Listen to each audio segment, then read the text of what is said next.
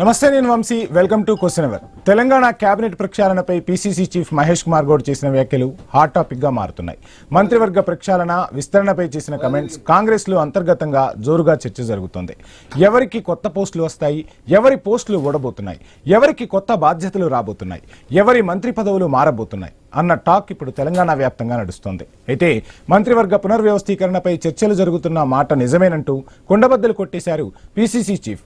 Party అధిష్టానం తీసుకునే నిర్ణయమే ఫైనల్ అనేశారు. అయితే మంత్రివర్గంలోకి వెళ్లే ఆలోచన లేదంటున్న మహేష్ గౌడ్ రాష్ట్ర మంత్రికి కూడా లేని ప్రాధాన్యం పీసీసీ అధ్యక్ష పదవికి ఉంటుందన్నారు. ఇక ఇదిలా ఉండగా తెలంగాణ మంత్రివర్గంలో ప్రస్తుతం 2 మంత్రి పదవులు ఖాళీగా ఉన్నాయి. తొలి విడత విస్తరణలో వివేక్, వాకిటి శ్రీహరి, అడ్లూరి లక్ష్మణ్లకు అవకాశం దక్కగా ఆ తర్వాత జూబ్లీహిల్స్ ఉప ఎన్నికల సందర్భంలో అజారుద్దీన్ కు మంత్రి పదవి కేటాయించారు. ప్రస్తుతం ఖాళీగా ఉన్న 2 పదవుల కోసం పలువురు సీనియర్ నేతలు పోటీ పడుతున్నట్లు తెలుస్తోంది. మునుగోడు ఎమ్మెల్యే కోమటిరెడ్డి రాజగోపాల్ రెడ్డి, ఇబ్రహీంపట్నం ఎమ్మెల్యే మల్రెడ్డి రంగారెడ్డిలు ఈ జాబితాలో ముందు వరుసలో ఉన్నారు. అయితే కేబినెట్ విస్తరణతో పాటు కొందరు మంత్రులకు ఉద్వాసన పైన కొన్ని రోజులుగా పొలిటికల్ గా పెద్ద ఎత్తున చర్చ సాగుతుంది. త్వరలోనే తెలంగాణ కేబినెట్ పునర్వ్యవస్థీకరణ జరుగుతోందా? కాంగ్రెస్ హైకమాండ్ ఆలోచనలో ఏముంది? కేబినెట్ ను ప్రక్షాళన చేయాలని చూస్తున్నారా? PCC chief Mahesh Goud hint ఇచ్చారా? ఖాళీలు భర్తీ చేస్తూనే కొత్త వారిని మంత్రివర్గంలోకి తీసుకోబోతున్నారా? కేబినెట్ లో ఉన్నవారిలో కొందరికి ఉద్వాసన తప్పదా? అయితే కేబినెట్ లో ఎవరి సీటుకు ఎసరు రాబోతుంది? ఎవరిని తొలగించాలని సీఎం రేవంత్ రెడ్డి భావిస్తున్నారు? ప్రక్షాళనకు సీఎం రేవంత్ రెడ్డి చేసే ప్రతిపాదనలను కాంగ్రెస్ అధిష్టానం ఒప్పుకుంటుందా?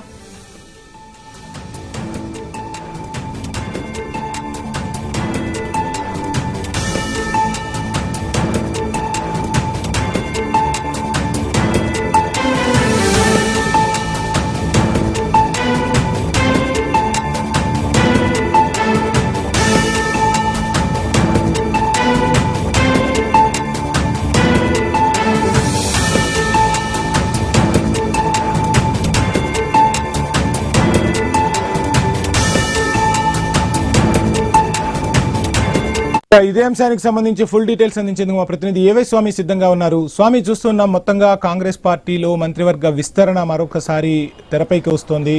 డైరెక్ట్ గా పీసీసీ చీఫ్ మహేష్ కుమార్ గౌడ్ ఈ విషయాన్ని కుండబద్దలు కొట్టిన పరిస్థితి. సో ఏంటి, ఎవరికి ఉద్వాసన పలికే అవకాశాలు ఉన్నాయంటారు? ఎలా చూడాలంటారు ఈ మంత్రివర్గ విస్తరణని? అంటే వంశీ, తెలంగాణలో ఇప్పుడున్నటువంటి ఈ ప్రభుత్వంలో 18 మంత్రి పదవులకు కానీ ఇంకొక 2 మంత్రి పదవులు ఖాళీగా ఉన్నాయి.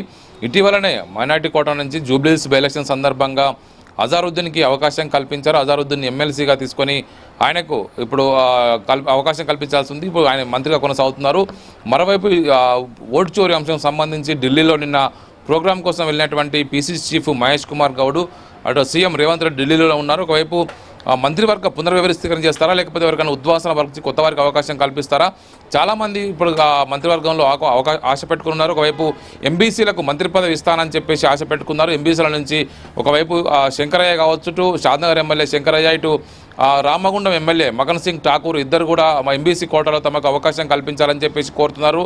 మరోవైపు యాదవ సామాజిక వర్గం నుంచి మంత్రివర్గంలోకి అవకాశం కల్పించాలని చెప్పేసి ఇటు మరోవైపు ఆలేరు ఎమ్మెల్యే ఒకవైపు ఇటు ఆయన కూడా అడుగుతున్నాడు. మరోవైపు చాలామంది సీనియర్లంతా కూడా తమకు అవకాశం ఇస్తారా లేదా అని చెప్పేసి కూడా భావిస్తారు. ఉమ్మడి రంగారెడ్డి జిల్లా నుంచి మల్రెడ్డి రంగారెడ్డి, ఒకవైపు పరిగి రామ్మోహన్ రెడ్డి, వాళ్ళు కూడా తమకు అవకాశం ఇవ్వాలని చెప్పేసి కోరుతున్నారు. నల్గొండ జిల్లా నుంచి ఇటు మరోవైపు కోమటిరెడ్డి, ఒకవైపు ఇటు రాజగోపాల్ రెడ్డి కూడా తనకు అవకాశం ఇవ్వాలని చెప్పేసి కోరుతున్నారు. వరంగల్ జిల్లా నుంచి కూడా చాలామంది ఆశిస్తున్న వారు ఉన్నారు. ఇటు ఒక్కొక్క జిల్లాల వారిగా చూసుకుంటే ఈక్వేషన్ల వారిగా సామాజిక వర్గాల సముద్రకం ఆధారంగా ప్రభుత్వం మంత్రివర్గంలో అవకాశం కల్పించడం కోసం చాలామంది కూడా కాంగ్రెస్ పార్టీ హైకమాండ్ పెద్దలను ప్రసన్నం చేసుకునే ప్రయత్నంలో ఉన్నారు. ఒకవైపు ఢిల్లీలో ఉన్నటువంటి పీసీ చీఫ్ మహేష్ కుమార్ గౌడ్ ఇదే అంశం సంబంధించి నిన్న మాట్లాడడం జరిగింది. ప్రధానంగా కాంగ్రెస్ పార్టీ రాష్ట్రంలో అధికారంలోకి వచ్చి 2 సంవత్సరాలు పూర్తయి 3వ ఏట పాలన కొనసాగుతున్న ప్రస్తుత తరుణంలో ఒకవైపు లోకల్ బాడీ ఎలక్షన్స్ తెలంగాణలో కొనసాగుతున్నాయి. అందులో భాగంగా గ్రామ పంచాయతీ ఎలక్షన్స్లో సర్పంచ్, వార్డు మెంబర్ ఎలక్షన్స్ కొనసాగుతున్నాయి. అవి ఈ నెల 17వ తోటి ఎలక్షన్స్ అయిపోతాయి. ఆ తర్వాత దీనికి సంబంధించిన నిర్ణయం తీసుకుంటారని చెప్పేసి కూడా అంతా భావిస్తున్నారు. కొత్త సంవత్సరంలో కొత్త మంత్రివర్గానికి కొత్త వారికి అవకాశం కల్పిస్తారా లేదా చూడాల్సి ఉంది. హైదరాబాద్ నగరంలో ఒకవైపు దానం నాగేందర్ తనకు అవకాశం కల్పించాలని చెప్పేసి తను ఒకవైపు బీఆర్ఎస్ పార్టీ నుంచి తాను ఒకవైపు గెలిచినప్పటికీ కూడా కాంగ్రెస్ పార్టీ బీఫామ్ తీసుకొని సికింద్రాబాద్ ఎంపీగా పోటీ చేసి ఓడిపోయారు. ఆయన కూడా తనకు అవకాశం ఇవ్వాలని చెప్పేసి కోరుతున్నారు. అవసరమైతే పార్టీకి ఒకవైపు బీఆర్ఎస్ పార్టీకి ఎమ్మెల్యే పదవికి రాజీనామా చేసి తాను బై ఎలక్షన్స్ కూడా సిద్ధమని చెప్పేసి అనుకున్నట్టుగా తెలుస్తుంది. ఆయన కూడా తనకు ఎలక్షన్స్ వద్దనుకుంటే తనకు ఎమ్మెల్సీ పదవి ఇచ్చి మంత్రి పదవి ఇవ్వాలని చెప్పేసి కూడా ఆయన కూడా కాంగ్రెస్ పార్టీ పెద్దలు ఇటీవలనే ఢిల్లీ వెళ్ళి కలిసి వచ్చినట్టుగా కూడా తెలుస్తుంది. ఒకవైపు ఉమ్మడి రంగారెడ్డి జిల్లాకు సంబంధించి చాలా మంత్రి పదవి ఇవ్వాల్సి ఉంది, మరోవైపు హైదరాబాద్ నగరంలో ఇంకా మరికొద్ది మందికి అవకాశం కల్పించాల్సి ఉంది. మొత్తం 18 మందిలో ఇప్పటికీ 17 మందికి మాత్రమే అవకాశం కల్పించారు. 16 మందికి ఇంకొక ఇద్దరికి అవకాశం కల్పించాల్సి ఉంది. ఉన్న వారిలో ఎవరికైనా తీసి మరి కొత్త వారికి అవకాశం కల్పిస్తారా అని చెప్పి భావిస్తున్నారు. స్వామి, మహేష్ కుమార్ గౌడ్ ని కూడా మంత్రివర్గంలోకి తీసుకుంటారని ఆ మధ్య లీకులు అయితే వినిపించాయి. కానీ తాను మంత్రి పదవి కన్నా కూడా పిసిసి అధ్యక్ష పదవే చాలా బెటరు, మంచి హోదా అని కూడా చెప్పిన పరిస్థితి. సో దీంతో మహేష్ కుమార్ గౌడ్ ఇక మంత్రివర్గంలోకి వచ్చే అవకాశాలు లేవనే మనం భావించవచ్చు అంటారా? లేదు కొత్త పిసిసి అధ్యక్షుడిని చూసే అవకాశాలు ఏమైనా కనిపిస్తున్నాయా? రేవంత్ నిర్ణయం ఎలా ఉండబోతుంది అనుకోవచ్చు? ప్రధానంగా కాంగ్రెస్ పార్టీ హైకమాండ్ నిర్ణయమే ఫైనల్. అయితే వాళ్ళు నిర్ణయం తీసుకునే ముందు సీఎం అభిప్రాయాన్ని కూడా పెద్దపీట వేస్తారు. కర్ణాటకలో డీకే శివకుమార్ ఆ రాష్ట్రంలో పిసిసి అధ్యక్షునిగా పనిచేస్తూ ఇటు ఆయన మంత్రివర్గంలో డిప్యూటీ సీఎం హోదాలు కూడా కొనసాగుతూ ఉన్నారు. దీంతో తెలంగాణలో కూడా అలాంటి ఫార్ములానే పెట్టాలి. అందుకోసమే మహేష్ కుమార్ గౌడ్ కూడా సీరియస్గా ఎఫర్ట్ పెడుతున్నట్టు తెలుస్తుంది. తనకు ఆ పీసీ చీఫ్గా కొనసాగిస్తూనే మంత్రివర్గంలో అవకాశం ఇస్తే తను కూడా పనిచేస్తానని చెప్పేసి గతంలో ఉమ్మడి నిజామాబాద్ జిల్లా నుంచి డిఎస్ కూడా అదేవిధంగా పీసీసీ అధ్యక్షులుగా పనిచేస్తూనే ఆయన మంత్రివర్గంలో వైఎస్ రాజశేఖర రెడ్డి మంత్రివర్గంలో మంత్రిగా కూడా పనిచేశారు. అలాగే తనకు కూడా అవకాశం ఇవ్వాలని చెప్పేసి మహేష్ కుమార్ గౌడ్ కూడా కోరుతున్నట్టుగా తెలుస్తుంది. ఆయన కూడా తన ఎఫర్ట్ అయితే కొనసాగిస్తున్నారు. ఇప్పుడు ఎవరికి ఉద్వాసన పలుకుతుంది, ఎవరికి కొత్తగా అవకాశం వస్తుందని చూడాల్సి ఉన్నది. Vamshi, right, thank you Swamy. So మనతో పాటు ఇదే అంశానికి సంబంధించి మాట్లాడేందుకు నర్రా విజయ్ గారు, ప్రముఖ రాజకీయ విశ్లేషకులు స్టూడియోలో సిద్ధంగా ఉన్నారు. విజయ్ గారు నమస్కారం అండి. విజయ్ గారు, మొత్తంగా చూస్తున్నాం రేవంత్ క్యాబినెట్ విస్తరణ జరగబోతోంది. సో ఇక 2 మంత్రి పదవులు అయితే ప్రస్తుతానికి ఖాళీగా ఉన్న పరిస్థితి. ఈ 2 మంత్రి పదవులను భర్తీ చేయడంతో పాటు కొంతమంది మంత్రి పదవులు మార్చడం, కొంతమందికి ఉద్వాసన పలికే దిశగా కూడా కాంగ్రెస్ అధిష్టానం అడుగులు వేయబోతున్నట్టుగా తెలుస్తుంది. సో ఎలా చూస్తున్నారు? ఈ 2 సంవత్సరాల పాలన తర్వాత ఇక రేవంత్ 2.0 ఉండబోతుందని మనం ఆశించవచ్చు అంటారా? ఏం చెప్తారు? అంటే పిసిసి అధ్యక్షుడు చెప్పినటువంటి అంశము పార్టీ కాంగ్రెస్ పార్టీలో హైకమాండ్ గ్రీన్ సిగ్నల్ ఇచ్చే అవకాశం ఉంటుంది. ఇచ్చినట్లయితే ఆ మంత్రివర్గ ఎంపిక కూడా దాదాపు హైకమాండ్ ఎంపికనే ఉంటుంది. ముఖ్యమంత్రి పేరుకు ముఖ్యమంత్రి ఉన్న ముఖ్యమంత్రి విచక్షణకు 1-2 వదులుతారు. ముఖ్యమంత్రి కాంగ్రెస్ పార్టీలో ఏంటంటే ముఖ్యమంత్రి ఉన్న నేపథ్యంలో ఆయనకు 1-2 ఆయన ఇష్టం ఉంటుంది. మిగతా మంత్రివర్గ సహచరులు ఎవరిని ఏ శాఖ ఇవ్వాలి, ఏది ఉండాలి అనేది కూడా కాంగ్రెస్ పార్టీ హైకమాండ్ నిర్ణయం తీసుకుంటుంది. దాదాపు 2 సంవత్సరాలు అయినటువంటి నేపథ్యము ప్లస్ ఇప్పుడు పంచాయతీ ఎలక్షన్లు అయినాయి. అంటే రేపు జడ్పీటీసీ ఎంపీటీసీ ఉంటుందా అనుకుంటేనేమో ఒక తీరుగా ఈ నెలలనే మంత్రివర్గ పునర్వ్యవస్థీకరణ జరగాలి. లేదు ఇంపాక్ట్ చూపిస్తుంది మంత్రివర్గ విస్తరణ కనుక ఇప్పుడు చేస్తే ఎంపీటీసీ జడ్పీటీసీ మున్సిపాలిటీలలో ఎలక్షన్ లో పెడితే వాటి మీద ఇంపాక్ట్ చూపిస్తుంది అనుకుంటే అవి అయిన తర్వాతనే నెక్స్ట్ 2 months తర్వాత పెడతారు. ఇప్పుడు ఈ 2 months లో పెట్టేస్తుంది. లేదా అప్పటి వరకు ఏముండదు. ఎలా ఇవ్వాలి అని పిసిసి అధ్యక్షుడు లీక్ చేశాడా లేకపోతే తనకున్న సమాచారం చెప్పాడా అనేది తేలుతుంది. ముఖ్యమంత్రి గారు కూడా ఇంతవరకు ఢిల్లీకి రాలేదు. నేను చెప్పిన తర్వాత నుంచి ఈ రోజు సాయంత్రమే వస్తున్నారు. దానికి సంబంధించి ఒకసారి శివకుమార్ గారితో మాట్లాడదాం. శివకుమార్ గారు నమస్కారం అండి. శివకుమార్ గారు, నా వాయిస్ రీచ్ అవుతుందా మీకు? I'm audible? శివకుమార్ గారు, నా వాయిస్ రీచ్ అవుతుందా? హలో, శివకుమార్ గారు, నా వాయిస్ వినపడుతుందా మీకు? వినబడుతుంది. రైట్, మొత్తంగా మంత్రివర్గ విస్తరణ చేపట్టబోతున్నట్టుగా తెలుస్తుంది. పిసిసి చీఫ్ మహేష్ కుమార్ గౌడే డైరెక్ట్ గా హింట్ ఇచ్చిన పరిస్థితి. సో ఏంటి, కొంతమంది మంత్రులకు ఉద్వాసన పలికే అవకాశాలు కనిపిస్తున్నాయన్న సంకేతాలు కూడా వినిపిస్తున్నాయి. సో ఏం జరగబోతుందని చూడొచ్చు మొత్తం? ముందుగా ఐ న్యూస్ ప్రేక్షకులకు, మీకు ప్యానెల్లో ఉన్న వారికి నమస్కారం. అయితే కాంగ్రెస్ పార్టీలో ఏదైతే మార్పులు చేర్పులు జరగబోయేది ఉంది అనేది అయితే మనం చూడడం జరుగుతుంది. ఖచ్చితంగా రేపు మంత్రివర్గ విస్తరణ అంటే కొంతమందికి ఉద్వాసన, దాంట్లో వాళ్ళ ప్లేస్ లో ఇంకొకరిని భర్తీ చేయాలనే ఒక ఆలోచన ఉంది. గతంలో కూడా చాలా సార్లు మనం మాట్లాడడం జరిగింది. ముఖ్యమంత్రి రేవంత్ రెడ్డి గారు కానీ లేకపోతే మంత్రివర్గంలో కొంతమంది మీద అసహనంతో ఉన్నారు అనే రకంగా కూడా మనం వినడం జరిగింది. ఇప్పుడు ప్రస్తుతానికి కొత్త మంత్రులలో పిసిసి అధ్యక్షుడు మహేష్ కుమార్ గౌడ్కి కూడా ఇస్తారనేది ఒక వినడం జరుగుతుంది. మేబీ అది కూడా జరగవచ్చు. ఎందుకంటే ముఖ్యమంత్రి రేవంత్ రెడ్డి గారు కానీ లేకపోతే పిసిసి అధ్యక్షుడు ఇద్దరు కూడా మంచి సత్సంబంధాలు ఉన్నాయి కాబట్టి అది ఎట్టి పరిస్థితుల్లో అక్కడ మటుకు ఏమన్నా చేయొచ్చు.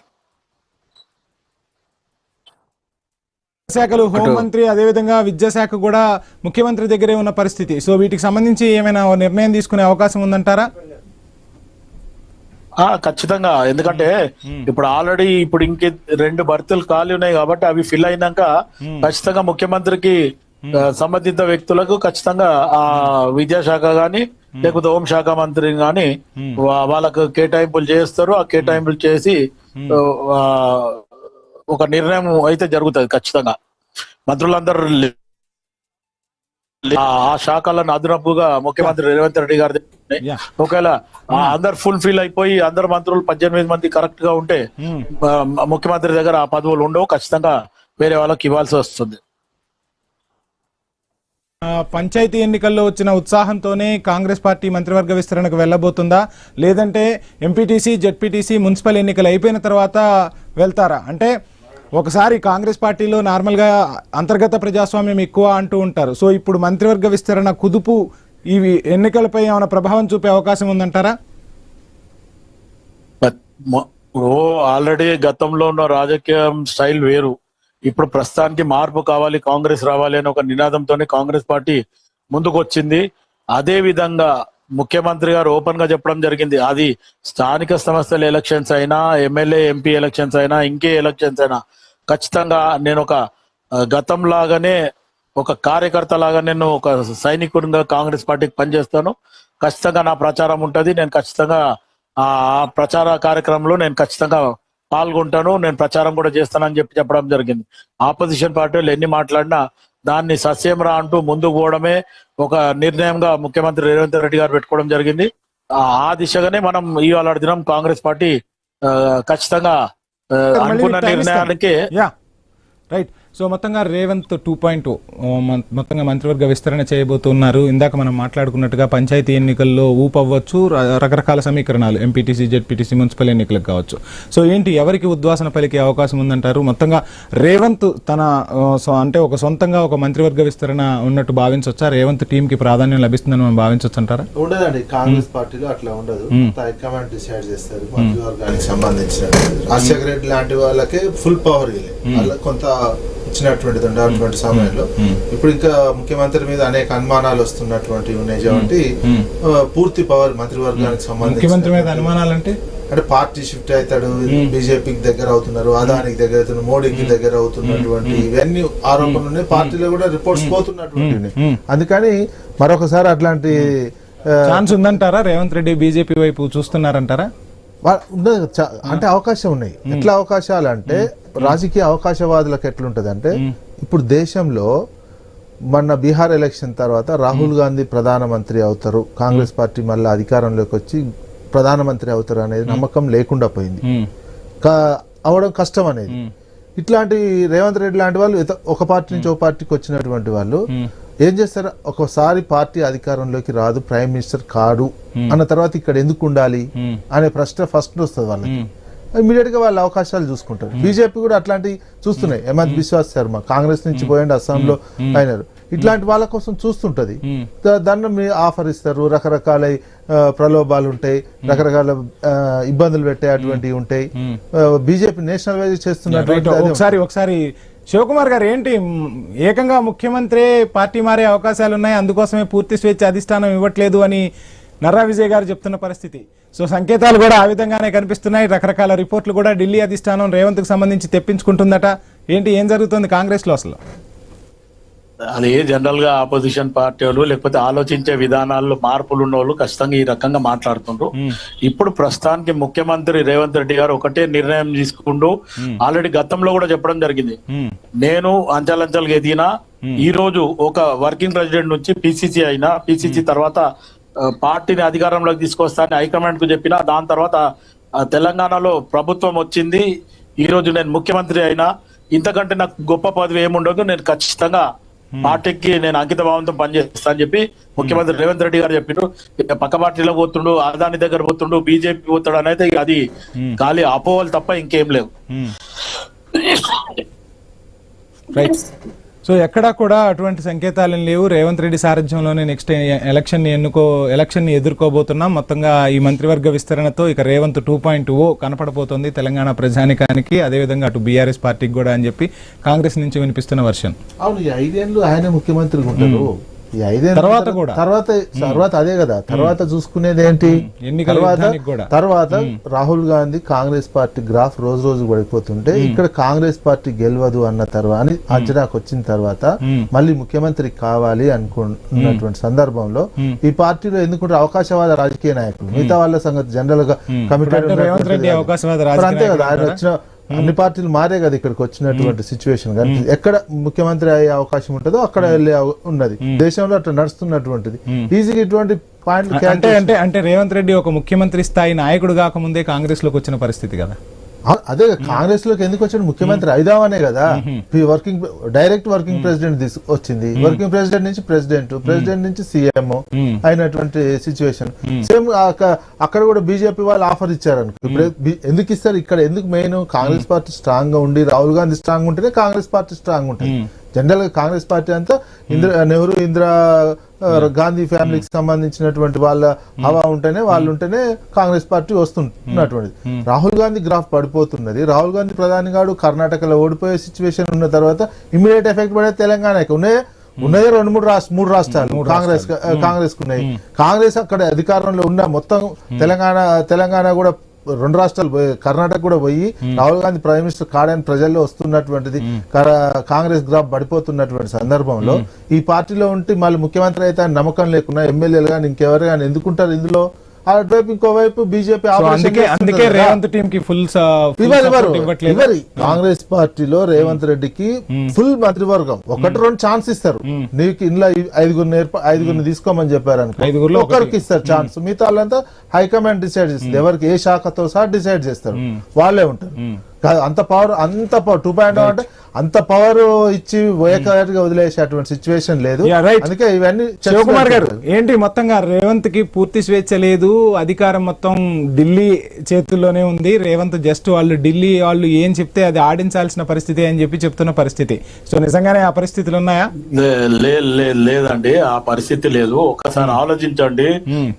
ముఖ్యమంత్రి రేవంత్ రెడ్డి గారు పిలుస్తే మొన్న మెస్సీ ఆటకు కూడా రాహుల్ గాంధీ గారు వచ్చిండ్రు అంటే ఆ దూరం ఏం లేదు అనేది జనరల్ గా అందరూ అర్థం చేసుకోవాలి, ఎవరైతే విమర్శలు చేసేటోళ్ళు. ఎందుకంటే శివకుమార్ గారు ఇక్కడ ఇంకో విషయం కూడా మాట్లాడాలి. గ్లోబల్ సమ్మిట్ కి రాలేదు, బీసీ రిజర్వేషన్లకు సంబంధించి ఢిల్లీలో ధర్నా చేస్తుంటే రాలేదు, కానీ మెస్సీ ఆట కోసం వచ్చాడన్న విమర్శలు కూడా వినిపిస్తున్న పరిస్థితి. ఇది సామాన్యుల నుంచి కూడా వినిపిస్తోంది. సో దీనికి ఏంటి మీరు చెప్పే ఆన్సర్? ఢిల్లీలో ధర్నా రోజు రాహుల్ గాంధీకి వేరే ఏదో కోర్టు కేసు ఉంది కాబట్టి రానని చెప్పి ముందే అది ఇన్ఫర్మేషన్ ఉంది, రాడు అనేది. రెండోది మన గ్లోబల్ సమ్మిట్ ఏదైతే జరిగిందో ఆ రోజు పార్లమెంట్ జరుగుతుంది కాబట్టి రానని చెప్పి ఆల్రెడీ ముఖ్యమంత్రి గారు రాహుల్ గాంధీ గారు రావట్లేదు అని కూడా చెప్పడం జరిగింది. కానీ ఈ రోజు పరిస్థితి ఏంది, మెస్సీ ఆడిన ఆట కూడా రేవంత్ రెడ్డి గారు పిలిస్తే వచ్చిండు అంటే రేవంత్ రెడ్డి గారికి రాహుల్ గాంధీ గారికి సత్సంబంధాలు ఎంత బాగున్నాయి అనేది ఒకసారి వీళ్ళు ఆలోచించాలా. ఎందుకంటే రేవంత్ రెడ్డికి అపాయింట్మెంట్ ఇస్తలేడు రాహుల్ గాంధీ మాట్లాడతలేడు, అసలు కలుస్తానే లేడు, దగ్గరికి రానిస్తలేడు అన్నోళ్ళకి అందరికి కూడా. మొన్న ఏదైతే మనం ఉప్పల్ స్టేడియంలో ఆడిన మెస్సీతో ఫుట్బాల్, అది దాని విషయంలో అందరు అర్థం చేసుకోవాలా. అంటే రాహుల్ గాంధీకి ఇటు రేవంత్ రెడ్డికి ఎంత సత్సంబంధాలు ఉన్నాయి, ఎప్పటికప్పుడు ఉందా లేదా అనేది. రైట్ మళ్ళీ టైం ఇస్తాను. విజయ్ గారు మొత్తంగా చూస్తున్నాం. సో ఎక్కడికక్కడ కొంతమంది మంత్రులే బాహాటంగానో, మంత్రి కుటుంబ సభ్యులు బాహాటంగానో రేవంత్ రెడ్డిని విమర్శించిన పరిస్థితి. ఈ మంత్రివర్గంలో వాళ్లకు రేవంత్ చెక్ పెట్టగలరని మీరు భావిస్తున్నారా? లేదు, కొంతమంది పార్టీ కోసం కష్టపడ్డ వాళ్ళు ఉన్నారు రేవంత్తో పాటు, సో వాళ్ళని కొంత దూరం పెట్టిన పరిస్థితి. ఇప్పుడు వాళ్ళని మంత్రివర్గంలోకి సామాజిక సమీకరణాల ద్వారా రేవంత్ తెచ్చే ప్రయత్నం చేయబోతున్నారా? ఎలా చూడొచ్చు అంటారు? అసలు ఆ స్వేచ్ఛ ఉందంటారా? కొండా సురేఖని తీసేంత స్వేచ్ఛ ఇస్తారా అనేది చూడాలి. ఈయనకి ఎప్పటికప్పుడు చెక్స్ పెడుతుంటారు. కొండా సురేఖ ఉంటేనే ఈయన కంట్రోల్లో ఉంటారు అనేది ఉంటే ఆమె మంత్రివర్గంలో ఉంచుకుంటారు. లేదు, తీసేయాలనుకుంటే తీసేసి వేరే వాళ్లకు పెట్టే అవకాశం ఉంటుంది. అది ఇట్లా రాజగోపాల్ రెడ్డిని తీసుకోవాలా వద్దా అనే విషయము, ఆల్రెడీ వాళ్ళ బ్రదర్ ఉన్నటువంటి జూపల్లి కృష్ణారావు కూడా జూపల్లి- ధిక్కార స్వరం ఇవన్నీ వినిపించిందన్న ఇవన్నీ పరిస్థితి. పార్టీ హైకమాండే నిర్ణయిస్తుంది కాంగ్రెస్ పార్టీలో. ముఖ్యమంత్రికి ఉండేటువంటి స్వేచ్ఛ, మంత్రివర్గాన్ని ఒకళ్ళు ఛాన్స్ ఇస్తారు, ఒకటి రెండు వాళ్ళకి అవకాశాలు ఉంటాయి, అందులో సెలెక్ట్ చేసుకోవాల్సిందే తప్ప వాళ్ళకు ఉన్నటువంటి పరిధి అంతే ఉంటుంది. ఎందుకంటే కాంగ్రెస్ పార్టీ ఉన్నటువంటి విధానం, కాంగ్రెస్ పార్టీలో అదే కల్చర్ కొనసాగుతున్నటువంటి ముఖ్యమంత్రులే పైనుంచి జస్ట్ ఇట్లా వచ్చేస్తారు కదా, సీల్డ్ కవర్ లో వచ్చేటువంటి విషయం ఉన్నది. అటువంటి నేపథ్యంలో కాంగ్రెస్ పార్టీ ఇప్పుడు కొంచెం ఏంటంటే మిగతా ఎక్కర్లేదు, ఇవన్నీ కూడా కొంచెం ఎట్లా వర్కౌట్ అయిందంటే 15 రాష్ట్రాల అధికారంలో 20 రాష్ట్రాల అధికారంలో ఉన్నప్పుడు కూడా ఎక్కువగా శాసించే అధికారం ఉండేది. ఇప్పుడు కేవలం 3 రాష్ట్రాలలోనే ఉంది కాబట్టి వాస్తవానికి ముఖ్యమంత్రిని మార్చే అవకాశం ఉండే, కానీ ఇప్పుడు వాళ్ళ బీహార్ లో ఓడిపోవడం, కాంగ్రెస్ పార్టీ పరిస్థితి బాగాలేకపోవడం, లేకపోతే మంత్రివర్గ విస్తరణతో పాటు ముఖ్యమంత్రి అది ఉండేది స్ట్రాంగ్ ఉండే. కాంగ్రెస్ పార్టీ స్ట్రాంగ్ గా ఉండుంటే నేషనల్ లెవెల్ ఇప్పుడు ముఖ్యమంత్రి ఆ స్థాయిలో ఉండక ముఖ్యమంత్రినే మార్చేటువంటి సిచ్యువేషన్ కూడా ఉండేది. వీళ్ళు రిపోర్ట్స్ పోతున్నాయి ఇక్కడ ఉన్నటువంటి అని. ఇప్పుడు కూడా మంత్రివర్గ విస్తరణ అయిన తర్వాత తెలుస్తుంది అసమ్మతి. ఇప్పటికే అసమ్మతి చాలా ఉన్నది కాంగ్రెస్ పార్టీలో, మంత్రులు బహిరంగంగా అంటున్నారు, ఇదంతా అంటున్నటువంటి సిచ్యువేషన్. ఫైనల్ గా శివకుమార్ గారు ఏంటి మొత్తంగా ముఖ్యమంత్రిని మార్చేవాళ్ళు బీహార్ ఎన్నికల ఫలితాలు రావడంతోనే ఇటు రేవంత్ ఊపిరి పీల్చుకున్నాడు, మళ్ళా రేవంత్ 2.0 సాగుతున్న పరిస్థితి అని నర్రా విజయ్ గారు 2.0 సాగుతుంది, స్వేచ్ఛ ఉండదు. 2.0 అంటే ముఖ్యమంత్రిగా సాగుతున్న పరిస్థితి. ఈ 5 సంవత్సరాలు ఉండే రైట్, ఏం చెప్తారు?